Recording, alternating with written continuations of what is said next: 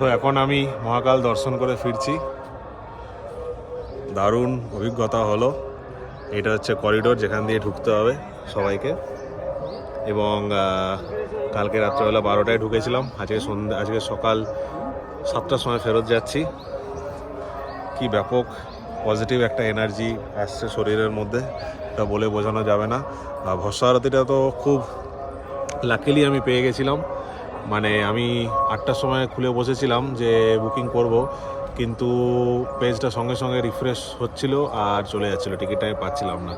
বাবা মহাকালের ইচ্ছা ছিল, তাই আমি আসতে পেরেছি এখানে এবং দর্শন করতে পেরেছি। এত ভালোভাবে দর্শন পেলাম বাবা মহাকালের।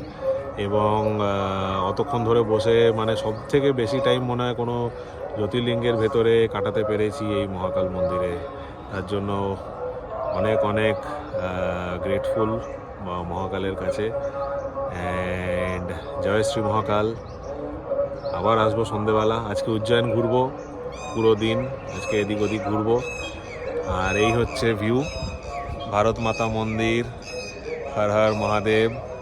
পেছনে ময়ূর ডাকছে। জয় শ্রী মহাকাল।